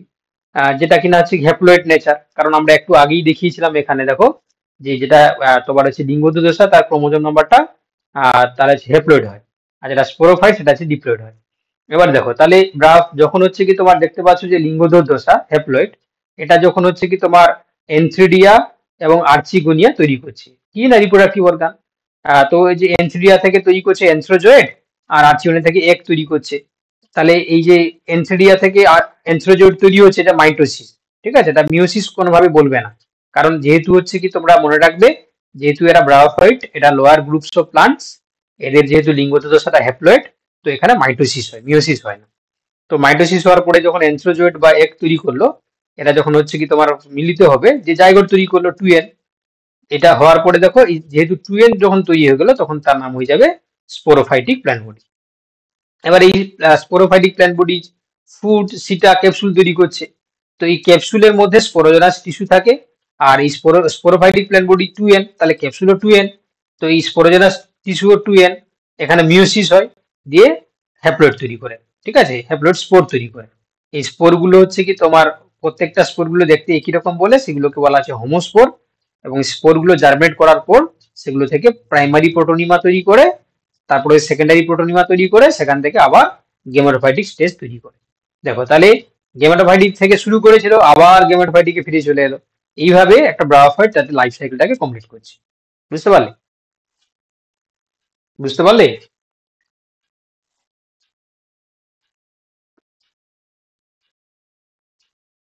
হুম, হ্যাঁ স্যার, ঠিক আছে। কি ব্যাপার তোমরা আজকে সব চুপচাপ কেন? আজকে সব চুপচাপ কেন গো? আরে আজকে সব চুপচাপ কেন হয়ে গেছো? জি স্যার। এতজন মিলে ক্লাস করছো, আগে তো কথা বলতে, তোমরা রেসপন্স করতে, আজকে কোনো কিছু বলছো না। হুম, ঠান্ডা তো অনেকটা কমে গেছে, যে ঠান্ডা ছিল তোমার হচ্ছে কি কষ্ট হচ্ছিল তার জন্য কথা বলতে পারছিলে না। যাই হোক দেখো, এবার আমরা দেখবো হচ্ছে কি নেক্সট যে জিনিসটা রয়েছে আমাদেরকে, এই যে তিনটে ক্লাসের কথা বলা হলো, হেপাটিকোপসিডা, অ্যানথ্রাসিডোপ্সিডা, ব্রায়োপসিডা, তো এদের সম্বন্ধে কিছুটা পড়তে হবে, প্লাস এদের তোমার হচ্ছে কি রিসিয়া, এনথ্রোসেরস নিয়ে কিছুটা আমাদেরকে পড়তে হবে, প্রোটোনিমা সম্বন্ধে পড়তে হবে, বা তোমার হচ্ছে কি অ্যাপোস্পোরি, অ্যাপোগেমি, ইকোনমিক ইম্পর্টেন্ট অফ ব্রায়োফাইট, ঠিক আছে, ইকোলজিক্যাল ইম্পর্টেন্ট, এই জিনিসগুলো আমাদেরকে পড়তে হবে। চলো প্রথমে আমরা দেখবো কি, যে এই যে আমরা বলছিলাম না যে হেপাটিকোপসিডা, এনথ্রোসেরোডোপসিডা, ব্রায়োপসিডা, ঠিক আছে, স্যার হ্যাঁ বলো। বলছি স্যার, শৈবাল বা অ্যালগির ক্ষেত্রে ওর লাইফ সাইকেল যেগুলো বিভিন্ন ধরনের হয় সেইগুলো হবে না? আচ্ছা, হ্যাপ্লোয়েন্টিক, ডিপ্লোয়েন্টিক, ডিপ্লোবায়োন্টিক, হ্যাপ্লোবায়োন্টিক, এগুলো কথা বলছো হ্যাঁ স্যার, নাকি? ওইগুলো কথা। ওদের জনুক তো কোনটা, ওদের alternation of alteration of generation. Generation. হ্যাঁ, মানে তোমার হচ্ছে কি এলগির ক্ষেত্রে, ওদের ক্ষেত্রে আমরা অল্টারনেশন অফ জেনারেশন দেখতে পাই। তো কিছুর ক্ষেত্রে হচ্ছে কি আমরা হ্যাপ্লোয়েন্টিক লাইফ সাইকেল দেখতে পাই, কিছু দেখা যায় ডিপ্লোয়েন্টিক লাইফ সাইকেল, কিছু হচ্ছে কি ডিপ্লোবায়োন্টিক, কিছু হ্যাপ্লোবায়োন্টিক, কিছু হচ্ছে হ্যাপ্লোডিপ্লোবায়োন্টিক দেখা যায়। ঠিক আছে, তুমি বলছো যদি এগুলো দেখাতে হয় তাহলে আমি বা তোমার হচ্ছে কি পরে না হয় দেখিয়ে দেবো এলগাল যে লাইফ মানে অল্টারনেশন অফ জেনারেশন বা জনুক্রম। ব্রায়োফাইটের ক্ষেত্রে কি হবে এটা? ব্রায়োফাইটের ক্ষেত্রে এদের তো হচ্ছে কি লাইফ সাইকেল দেখা যাচ্ছে না, বুঝতে পারলে, মানে এদের হচ্ছে কি পুরো দেখতে পাচ্ছ যে সেক্সুয়াল রিপ্রোডাকশনের প্রসেসটাই দেখা যাচ্ছে, মানে মানে ওই রকম এদের ক্ষেত্রে হচ্ছে কি না, এরকম ব্যাপার। এদের ক্ষেত্রে হচ্ছে তোমার আমরা বলতে পারি যে ডিপ্লয়েড দিকটা, কারণ লিঙ্গজ দশাটা শুধুমাত্র হচ্ছে কি তোমার যে হ্যাপ্লয়েড যেহেতু, কারণ ম্যাক্সিমামটা হচ্ছে কি ডিপ্লয়েড দশায় থাকছে, তাই না? কারণ না, এরা হচ্ছে কি তোমার ম্যাক্সিমাম দশাটা থাকছে কিসে, হ্যাপ্লয়েডটাই তো। হ্যাপ্লয়েডটা বেশি থাকছে, তাই না? তো এই জন্য হ্যাপ্লয়েন্টিক হতে পারে এদের লাইফ সাইকেল, মানে তাদের ক্ষেত্রে হ্যাপ্লয়েড দশাটা আছে কি মেজরিটি আর কি। এরা যখন শুধু জাইগোট আর হচ্ছে কি তোমার স্পোরোফাইট তৈরি করছে তখন তারা তোমার এই যে ডিপ্লয়েডে থাকছে, বাকি দশাগুলো হচ্ছে তোমার হ্যাপ্লয়েডে থাকছে, হ্যাপ্লয়েন্টিক হয়ে যাবে। চলো এবার দেখো, তাহলে এবার বলছি যেটা হেপাটিকোপসিডা মানে ব্রায়োফাইটের যে প্রথম যে ক্লাস, তো তাদের ক্ষেত্রে কি হয় না, এরা ডোরসি ভেন্ট্রাল হয়। হ্যাঁ, ডোরসি ভেন্ট্রাল মানে এটা কিছু ডোরসাল সাইড থাকবে, এটা হচ্ছে ভেন্ট্রাল সাইড থাকবে। ডোরসাল সাইডে যে রাইজয়েড থাকে আর ভেন্ট্রাল সাইডে সেক্স অর্গান গুলো থাকে। আর এই ডসি ভেন্ট্রাল মানে দেখো নিচের ছবি যে আঁকা আছে, এটা রিক্সিয়ার ছবি আঁকা আছে, দেখতে পাচ্ছ যে এই যে তাদের থেলাসের যে এই যে অংশগুলো দেখো এরকম করে দুটো করে খণ্ডতে বা দুটো করে লোপে ভাগ আছে, ঠিক আছে। তো এই জন্য এটাকে আমরা কি বলছি, ডসি ভেন্ট্রাল। হ্যাঁ, আর তারপরে বলছি তোমার হচ্ছে কি এদেরকে যদি আমরা টিএস করি না, এদের এদের হচ্ছে কি তোমার থেলাসে যদি টিএস করা হয়, মানে ট্রান্সভার্স সেকশন করা হয়, তাহলে দুটো রিজিয়ন আমরা পরিষ্কারভাবে দেখতে পাই। উপরের দিক থাকবে ফটোসিনথেটিক রিজিয়ন, তার নিচে থাকবে স্টোরেজ রিজিয়ন। এই দুটো রিজিয়ন আমরা ভালো করে দেখতে পাই। তো এখানে প্রথমে তোমাদেরকে বলে রাখি যে ব্রায়োফাইটের মধ্যে এই যে হেপাটিকোপসিডার মধ্যে যে রিক্সিয়া কথাটা বলা হচ্ছে, এই রিক্সিয়ার হচ্ছে কি তোমার গেমেটোফাইট, মানে যে লাইফ সাইকেল তো গেমেটোফাইট আমরা স্পোরোফাইট দেখলাম। তো গেমেটোফাইটটা হচ্ছে কি গেমেটোফাইট উন্নত প্রকৃতির, আর যেটা স্পোরোফাইট, রিক্সিয়া স্পোরোফাইটটা সবচেয়ে বেশি সরল, মানে সিম্পলেস্ট, সবচেয়ে বেশি সিম্পলেস্ট। যদি ব্রায়োফাইটের মধ্যে যদি কারোর স্পোরোফাইট দেখা যায় তার নাম হচ্ছে কি রিক্সিয়া। তো দেখো প্রথমে যেটা হচ্ছে কি তোমার রিক্সিয়ার গেমেটোফাইটটা উন্নত হওয়ার কারণ কেন না, যেহেতু হচ্ছে কি তোমার আভ্যন্তরীণ কলা বিন্যাসের কথা বলা হলো। তো উপরের দিকে থাকবে সালোক সংশ্লেষকারী অংশ, নিচে থাকবে খাদ্য সঞ্চয়কারী অংশ। জনন অঙ্গগুলো হচ্ছে বহুকোষী হয়ে থাকে, আর রিপ্রোডাকশনটা হচ্ছে উগেমাস টাইপস হয়ে থাকে, আর রাইজয়েড এবং স্কেল থাকছে। তো এই সমস্ত কারণের জন্য তোমার রিক্সিয়ার ক্ষেত্রে যে গেমেটোফাইটটা উন্নত। বাট রিক্সিয়ার ক্ষেত্রে যে স্পোরোফাইটটা সেটা যে সিম্পল। কেন সিম্পল না, দেখো আমি যখন হচ্ছে কি তোমার হচ্ছে কি গেমেটোফাইট স্পোরোফাইট প্ল্যান্ট বডির যে তিনটে অংশ কথা বলেছিলাম, মনে পড়ছে, যে ফুড সিটা ক্যাপসুল। তো এই রিক্সিয়ার ক্ষেত্রে কোনো ফুড সিটা কিছু থাকে না, শুধু থাকবে কি ক্যাপসুল। তা আবার কি না, গেমেটোফাইটিকের মধ্যে প্রথিত অবস্থায় থাকবে, ঠিক আছে। এবং সেখানে হোমোস্পোর তৈরি করছে এই ক্যাপসুলের মধ্যে। তো এবং হচ্ছে কি এই যে ওদের ক্ষেত্রে যে স্পোরোফাইটার গেমেটোফাইটিকের উপর সম্পূর্ণভাবে ডিপেন্ডেন্সি করে থাকবে পুষ্টির জন্য, কারণ যেহেতু হচ্ছে কি গেমেটোফাইটটাই স্পোরোফাইটকে ধারণ করছে।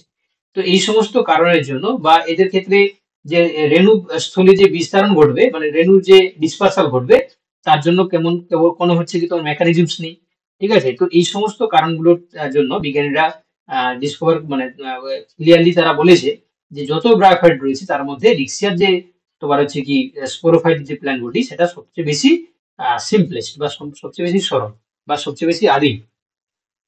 আচ্ছা, তার সঙ্গে সঙ্গে দেখো এখানে এন্থোসেরস মানে এন্থোসেরাডোপসিডার মধ্যে পড়ছে। তো এন্থোসেরসের যদি আমরা গেমেটোফাইটিকের বৈশিষ্ট্য দেখি, যেমন কোষ প্রাচীরটা সেলুলোজ যুক্ত হয়, তোমার পাইলয়েড দেখা যাবে, ঠিক আছে। তারপর হচ্ছে কি তোমার গেমেটোফাইটিকটা আছে থ্যালাসের হবে। পুংগেমেট গুলো অবভিয়াসলি বাইফ্লাজেলেটেড হয় বা ডিফ্লাজেলা যুক্ত হচ্ছে, জলের প্রয়োজন হচ্ছে নিষেকের জন্য। উগেমাস রিপ্রোডাকশন দেখা যাচ্ছে, তাহলে এইগুলো কমন, ঠিক আছে, বাকিদের মতন হচ্ছে এদেরও কমন। আচ্ছা, প্রোটোনিমা ব্যাপারটা একটু বলে দিলাম আমাদের, একটু আগেই বলেছিলাম। দেখো যখন এরা যখন স্পোর তৈরি করে, তাই না, স্পোর গুলো হ্যাপ্লয়েড হয়, কারণ হচ্ছে কি তোমার তোমার যে ক্যাপসুলের মধ্যে হচ্ছে কি স্পোরোজেনাস কিছু মিওসিসের মাধ্যমে স্পোর তৈরি করে। এই স্পোর গুলো যখন হচ্ছে কি জার্মিনেট করে বা অঙ্কুরোদ্গম করে, তখন এরা সরাসরি কিন্তু গ্যামেটোফাইটিক প্ল্যান্ট বডি তৈরি করছে না, কি তৈরি করছে না, প্রোটোনিমা তৈরি করছে। তো সেই প্রোটোনিমা তোমার মূলত হচ্ছে কি তোমার দেখো দুটি অংশে বিভক্ত থাকে, একটা ক্লোরোনিমা যেটা সবুজ অংশ, আর এটা হচ্ছে কোলোনিমা যেটা কিনা কাণ্ডের ন্যায় অংশ, বা যেটা হচ্ছে কি তোমার রাইজয়েড তৈরি করবে। তো এই জন্য এটাকে আমরা কি বলছি, প্রোটোনিমা। আবার এটাকে দুটো ভাগে ভাগ করা হয়, এটা প্রাইমারি, এটা সেকেন্ডারি। তো প্রাইমারি প্রোটোনিমা গুলো থেকেই সেকেন্ডারি প্রোটোনিমা গুলো তৈরি হয়, যেটা লিফি স্ট্রাকচার। পরবর্তীকালে ওই সেকেন্ডারি প্রোটোনিমা থেকেই গ্যামেটোফাইটিক প্ল্যান্ট বডিটা তৈরি হয়। ওকে, চলো এবার আর কিছু অংশ আমরা ব্রায়োফাইটের থেকে দেখে নেব, কারণ তোমরা জানো যে এগুলো সত্যি কথা বলতে কি ব্রায়োফাইট বা টেরিডোফাইট এগুলো হচ্ছে কি না, মানে এক একটা বই।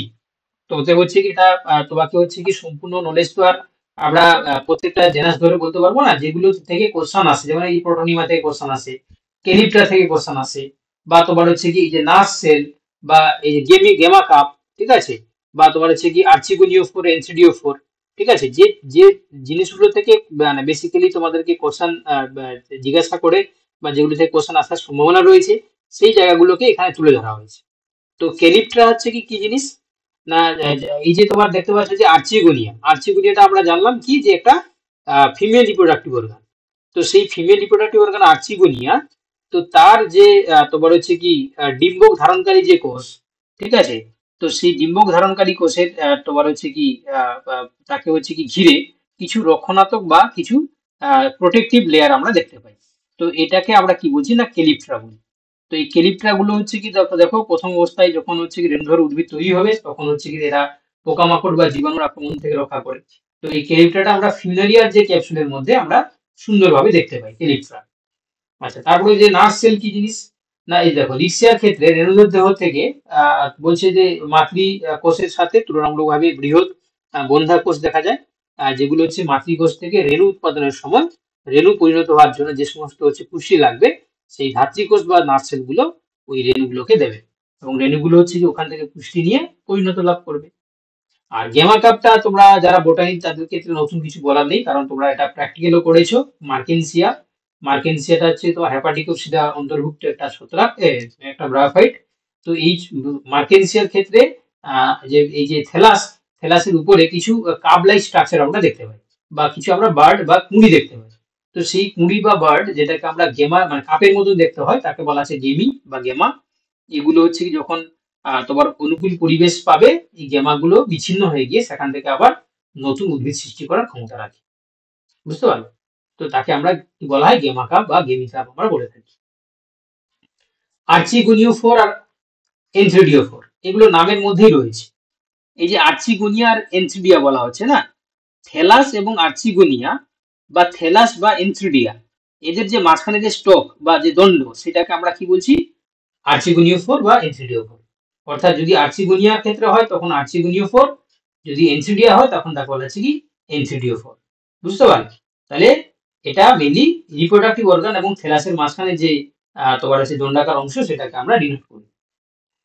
চলো এবার হচ্ছে কি আমরা এই যেটা আমরা অনেকেই এই জিনিসটা ভুল করে থাকি, এপোস্পোরি এপোগেমি, এটা মনে রাখবে সবাই যে এপোস্পোরি এবং এপোগেমি এটা মূলত হচ্ছে যে পদ্ধতিতে রেণুধর উদ্ভিদ থেকে, ঠিক আছে, উদ্ভিদের রেণুমাতৃকোষ বা দেহকোষ থেকে সরাসরি লিঙ্গধর তৈরি হচ্ছে, হ্যাঁ, বা সেটাকে আমরা কি বলছি এপোস্পোরি। ওকে, তাহলে দেখো এপোস্পোরি ক্ষেত্রে মনে রাখবে যে রেণুমাতৃকোষ থেকে বা দেহকোষ থেকে কি হচ্ছে না লিঙ্গধর দেহ তৈরি হচ্ছে, রেণুধর থেকে লিঙ্গধর, এই জন্য তার নাম হচ্ছে এপোস্পোরি। আর এই জন্য বলছি হ্যাঁ সরাসরি মানে হচ্ছে কি এখানে হচ্ছে কি তোমার কোনো হচ্ছে কি স্টেজ বা কোনো হচ্ছে ডেভেলপমেন্ট ছাড়াই, হ্যাঁ, রেণু মাতৃকোষের কোনো একটা কোষ যদি কি রেণু মাতৃকোষ মানে দেখো এটা হচ্ছে ডিপ্লয়েড, তাই না? আর এটা হচ্ছে লিঙ্গধর মানে হচ্ছে হ্যাপ্লয়েড, মানে ডিপ্লয়েড প্ল্যান্ট বডি থেকে হ্যাপ্লয়েড প্ল্যান্ট বডি তৈরি হয়ে যাচ্ছে, ঠিক আছে? তো এই যে প্রসেস না এখানে হচ্ছে কি না যে কোনো একটা সেল হচ্ছে কি তোমার ডিফারেন্সিয়েট হয়ে গিয়ে ডিপ্লয়েড থেকে হ্যাপ্লয়েড হয়ে যাচ্ছে। তো এটাকে আমরা কি বলছি না এই রেণু মাতৃকোষ থেকে লিঙ্গধর দেহ তৈরি করা এটাকে বলা হচ্ছে এপোস্পোরি। আর এখানে আমরা দেখতে পাচ্ছি কি যে এই যে লিঙ্গধর উদ্ভিদটি ডিপ্লয়েড প্রকৃতির হবে, ঠিক আছে? কেন না যেহেতু হচ্ছে কি তোমার রেণু মাতৃকোষটা হচ্ছে কি তোমার কি হচ্ছে না তোমার 2n, আর এবং হচ্ছে কি যেহেতু মিওসিস হচ্ছে না তাহলে 2n সেল থেকে n হতে পারবে না, তো যার কারণে হচ্ছে কি তোমার যেটা লিঙ্গধর দেহটা তৈরি হবে সেটা কিন্তু ডিপ্লয়েড প্রকৃতির হচ্ছে। আবার এপোগেমি কাকে বলে ঠিক উল্টোটাই, অর্থাৎ গেমেট আগেরটা কি ছিল রেণু উৎপাদন ছাড়াই, তাই না, মানে মিউসিস ছাড়াই, আর এখানে গেমেট উৎপাদন ছাড়াই, ঠিক আছে, রেণুধর উদ্ভিদ সৃষ্টি হচ্ছে কোথা থেকে, গেমেটোফাইট থেকে। তাহলে আগেটা ছিল হচ্ছে কি স্পোরোফাইট থেকে গেমেটোফাইট, এটা হচ্ছে কি তোমার বলতে পারো যে তোমার হচ্ছে গেমেটোফাইট থেকে স্পোরোফাইট। তো এই জন্য বলছি দেখো জাইগোট উৎপাদিত হয় না, আর এটাকে আমরা এপোগেমি বলছি। এই এক্ষেত্রে হচ্ছে রেণুধর উদ্ভিদটি হচ্ছে হ্যাপ্লয়েড প্রকৃতির হবে, তাই না? কারণ গেমেটোফাইট থেকে স্পোরোফাইট তৈরি হচ্ছে মানে কি এন থেকে হচ্ছে কি তোমার তোমার এনই তৈরি হবে, তাহলে এই জন্য এটা হচ্ছে কি তোমার গেমেটোফাইট, এটা হচ্ছে স্পোরোফাইট, তাহলে অবভিয়াসলি স্পোরোফাইটটা হচ্ছে কি হবে না হ্যাপ্লয়েড প্রকৃতির হবে। তাহলে এই কনসেপ্টটা ডিপ্লয়েড হয়, রেণুধর ডিপ্লয়েড হয় অবভিয়াসলি, কিন্তু যেহেতু এটা এটা ব্যতিক্রমী বলে বাবা, এটা ব্যতিক্রমী, এই এপোস্পোরি আর এপোগেমিটা হচ্ছে কি এটা ব্যতিক্রমী ঘটনা, এটা আমরা ব্রায়োফাইটের ক্ষেত্রে ম্যাক্সিমামটা দেখতে পাই, ঠিক আছে? যখন হচ্ছে কি তোমার হচ্ছে কি এই হ্যাপ্লয়েড গেমেটোফাইট থেকে হ্যাপ্লয়েড স্পোরোফাইট তৈরি হচ্ছে তখন তাকে বলা যায় এপোগেমি। ডিপ্লয়েড তোমার হচ্ছে কি তোমার স্পোরোফাইট থেকে ডিপ্লয়েড তোমার হচ্ছে কি গেমেটোফাইট যখন তৈরি হয় তখন তাকে বলা হচ্ছে এপোস্পোরি। এটা নর্মাল যে রিপ্রোডাকশনের সঙ্গে এটার মধ্যে আমরা কমন পাই না, এটা ব্যতিক্রমী বলে এটাকে এপোস্পোরি এপোগেমি বলা হয়, যেটা আমরা ব্রায়োফাইটের ক্ষেত্রে কমন না না এটা ট্রু হচ্ছে কি তোমার তোমার হচ্ছে কি রেণুধর বা লিঙ্গধর নয়, ঠিক আছে? চলো এবার আমরা এই আজকে ব্রায়োফাইটের যে ইকোনমি ইম্পর্টেন্ট পড়িয়ে আমরা আজকে কি শেষ করব। তোমরা দেখতে পাচ্ছ যে ব্রায়োফাইটের ক্ষেত্রে অনেকগুলো ইকোনমি ইম্পর্টেন্ট রয়েছে, যেমন পিট তৈরি করার জন্য একটু আগেই একজন বলছিল যে স্পেগনামকে আমরা পিডমোস বলি, কারণ এখান থেকে আমরা পিট তৈরি করতে দেখতে পাই এবং যার কারণে সেখান থেকে বিভিন্ন প্রকার আমরা কাজে লাগাই। সবজি চাষে স্পেগনাম হচ্ছে জল ধারণ ক্ষমতা প্রচুর রয়েছে, যার কারণে এটাকে আমরা মাটি তৈরি করার জন্য ব্যবহার করি। চিকিৎসার ক্ষেত্রে আমরা ব্যবহার করি, ঠিক আছে। অ্যান্টিবায়োটিক তৈরি করার জন্য আমরা ব্যবহার করি, খাদ্য হিসাবে আমরা ব্যবহার করি, বা তোমার হচ্ছে কি দূষণ নির্দেশক মানে তোমার হচ্ছে এয়ার পলিউশন ইন্ডিকেটর হিসাবে ব্যবহার করি, ঠিক আছে। অ্যাসিড যুক্ত অঞ্চলকে নির্দেশন করা মানে নির্দেশ করার জন্য আমরা ব্যবহার করি, ঠিক আছে। বা তোমার হচ্ছে কি এই বিভিন্ন মানে বিভিন্ন প্রকার কাজে আমরা ব্যবহার করি। ঠিক একইভাবে যদি ইকোলজিক্যালি যদি আমরা দেখি, তো ইকোলজিক্যাল যে ইম্পর্টেন্স গুলো রয়েছে, যেমন হচ্ছে কি তোমার মাটি তৈরি করা, বা তোমার হচ্ছে কি সয়েল ইরোশনটাকে প্রিভেন্ট করা, সাকসেশন তৈরি করা, মানে ওই যে উদ্ভিদ পর্যায়ক্রম যে তৈরি হচ্ছে, এগুলোকে আমরা ব্যবহার করি। নিচে একটা দেখতে পাচ্ছ পরিবহন। বর্তমানে দেখবে আমরা অনলাইনে গাছ টাছ অর্ডার দিই, দেখবে সুন্দরভাবে বাড়িতে চলে আসে। তো দেখবে তারা স্পেগনাম এই সমস্ত হচ্ছে কি তোমার তোমার হচ্ছে কি গিয়ে দিয়ে তারা প্যাকিংটা করছে, যার কারণে দেখবে এই স্পেগনাম ওয়াটার হোল্ডিং ক্যাপাসিটিটা বেশি থাকার জন্য গাছগুলো দীর্ঘদিন সতেজ থাকছে, ঠিক আছে। চলো তাহলে আপাতত এতটাই থাক। হ্যাঁ, আমরা বাকি অংশটা হচ্ছে কি পরের দিন পড়বো, ঠিক আছে, কারণ আজকে অনেকটা টাইম হয়ে গেছে। আর পরের দিন হচ্ছে কি আশা করি আমরা পুরোটা যা বাকি আছে কমপ্লিট করে দেবো, ঠিক আছে। যে যে অংশগুলো রয়েছে সেগুলো আমরা পাইরিনয়েড কি একটা জায়গায় দেখেছিলাম। পাইরিনয়েডটা হচ্ছে কি তোমাদের তোমরা এটা শৈবালের ক্ষেত্রে দেখা যায়, ঠিক আছে। পাইরিনয়েডটা হচ্ছে কি তোমার আহ, এটা পিগমেন্ট যে তোমার হচ্ছে ব্যাপারটা পিগমেন্ট, যে শৈবালের ক্ষেত্রে যেহেতু এরা তো প্রিমিটিভ একটা প্লান্ট গ্রুপস, তো এই পাইরিনয়েড হচ্ছে কি তোমার ক্লোরোপ্লাস্টটা হচ্ছে কি তোমার প্রিমিটিভ যে ক্লোরোপ্লাস্ট, তো সেটা হচ্ছে কি পাইরিনয়েড স্ট্রাকচারে আমরা দেখতে পাই। হুম। তো এটা হচ্ছে কি আমরা ব্রায়োফাইটের পাশাপাশি তোমার কি বলে পাইরিনয়েডটা হচ্ছে কি আমরা শৈবালের ক্ষেত্রে পাশাপাশি ব্রায়োফাইটের ক্ষেত্রে হচ্ছে কি তোমার দেখতে পাই। এবং এই পাইরিনয়েডটা হচ্ছে কি তোমার নন মেমব্রেনাস একটা অর্গানেল, যেটা হচ্ছে কি তোমার তার মধ্যে আমরা কি দেখতে পাবো না ক্লোরোপ্লাস্টটা দেখতে পাবো। এবং এটা নর্মালি হচ্ছে কি যেটা পরবর্তীকালে আমরা ক্লোরোপ্লাস্ট বলি, কিন্তু এরা প্রিমিটিভ বলে এদের ক্ষেত্রে আমরা পাইরিনয়েড বলি। কেন না যেহেতু এটা নন মেমব্রেনাস, ঠিক আছে। এবং হচ্ছে কি তোমার একটা অর্গানেল যার মধ্যে থাকবে, কি থাকবে, ক্লোরোফিল থাকবে, বুঝতে পারলে। অ্যান্থোসেরাস পড়ার সময় দেখলাম স্যার। হ্যাঁ, তো ওদের ক্ষেত্রে থাকছে। এটা হচ্ছে কি মানে শৈবালের বৈশিষ্ট্যের সঙ্গে কমন হয়। কেমিক্যাল নেচার, এটা কেমিক্যাল নেচার। হুম। স্পাইরোগান দেখা যায়। হ্যাঁ, স্পাইরোগাইরা মানে এলগির ক্ষেত্রে আমরা দেখতে পাই। পাইরিনয়েডের কেমিক্যাল নেচার কি হবে স্যার? পাইরিনয়েডের কেমিক্যাল নেচার বলতে হচ্ছে কি এখানে বিভিন্ন প্রকার ফটোসিনথেটিক যে সমস্ত এনজাইম, ঠিক আছে, মানে কার্বন ফিক্সেটিং যে সমস্ত এনজাইম, যেমন তোমার হচ্ছে কি রাইবিউলোজ 1,5 বিসফসফেট থাকে, বা রুবিস্কো থাকে, ঠিক আছে। এইগুলো থাকার জন্য এরা তোমার আচ্ছা, ওই হ্যাঁ, বলো। যে পাইরিনয়েডটা কি দিয়ে তৈরি আর কি, মানে সেই বাইরের যে কোটটা সেই শর্করা নির্মিত, ওই ব্যাপারটা বলতে চাইছি আর কি। কেমিক্যাল নেচার বলছে তো, মানে তুমি কি কেমিক্যালি কি নিয়ে তৈরি হচ্ছে বলছো নাকি? হ্যাঁ স্যার, কেমিক্যাল নেচারটা কি? কেমিক্যাল নেচার হচ্ছে কি একটা সেল তৈরি হচ্ছে মানে সেল অর্গানেল তৈরি হতে গেলে যেভাবে প্রোটিন লিপিড তোমার হচ্ছে কি নিয়ে গঠিত হয়, ঠিক একইভাবে হচ্ছে কি সবটাই থাকবে, ঠিক আছে। শুধু হচ্ছে কি এটা হচ্ছে নন মেমব্রেনাস, বুঝতে পারলে। এখানে আবার মেমব্রেন থাকবে না, বাকি একটা সেলের যে কম্পোজিশন যা যা তৈরি হয় সেগুলো থাকবে, বুঝতে পারলে। স্যার ওটা তো মনে হচ্ছে প্রোটিনের বাইরে একটা কার্বোহাইড্রেট কোট থাকে। হ্যাঁ, মানে এবং হচ্ছে মেমব্রেন থাকবে না এই পাইরয়েডের ক্ষেত্রে। যেমন হচ্ছে কি আমরা মেমব্রেনাস যে সমস্ত অর্গানেল যেগুলো প্রোটিন লিপিড প্রোটিন দিয়ে যে মেমব্রেনটা তৈরি হয়, ঠিক আছে, সেই মেমব্রেন থাকবে না। এটা হচ্ছে কি তোমার নন মেমব্রেনাস একটা অর্গানেল, যেটা হচ্ছে কি তোমার ক্লোরোপ্লাস্টকে নিয়ে গঠিত হচ্ছে, যেটা আমরা এলগির পাশাপাশি কিছু হর্নওয়ার্টের ক্ষেত্রে দেখতে পাবো, ঠিক আছে। হর্নওয়ার্ট মানে ব্রায়োফাইটের যে তিনটে ভাগ করলাম আমরা, যেটাকে আমরা হেপাটিকোপসিটা, অ্যান্থোসেরাডোসা, ব্রায়োপসিটা মানে লিভার ওয়ার্ট, আর হচ্ছে হর্নওয়ার্ট মানে হচ্ছে অ্যান্থোসেরাডোসিটার ক্ষেত্রে আমরা দেখতে পাবো, ঠিক আছে। এটা কি প্রোটিন জাতীয় পদার্থ স্যার, পাইরিনয়েডটা? প্রোটিন জাতীয় পদার্থটা কেন বলছো? এটা ওয়ান টাইপ অফ হচ্ছে কি অর্গানেল জাস্ট, ঠিক আছে, যেটা কিনা কোষীয় অঙ্গাণু থাকবে না। এটা এটা বলতে পারো যে একটা অর্গানেল। এটা অন্য কিছু ভাবছো কেন যে প্রোটিন জাতীয় একটা পদার্থ অমুক টমুক, এটা জাস্ট অর্গানেল, যেটা হচ্ছে প্রিমিটিভ অর্গানেল, যেটা হচ্ছে কি আমরা বললাম তো যে শৈবাল আর হচ্ছে তোমার হচ্ছে কি হর্নওয়াটের ক্ষেত্রে দেখতে পাবো, যার মধ্যে ফটোসিনথেটিক পিগমেন্ট এবং কিছু হচ্ছে কি তোমার এনজাইম থাকবে।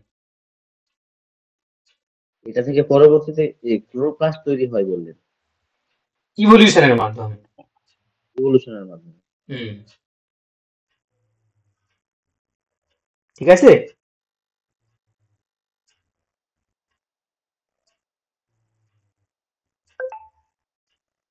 আসলে স্যার বিভিন্ন বইতে ওই পাইরেনয়েডের কেমিক্যাল নেচার কোথাও উল্লেখ আছে আর কি, বিভিন্ন শর্ট প্রশ্ন।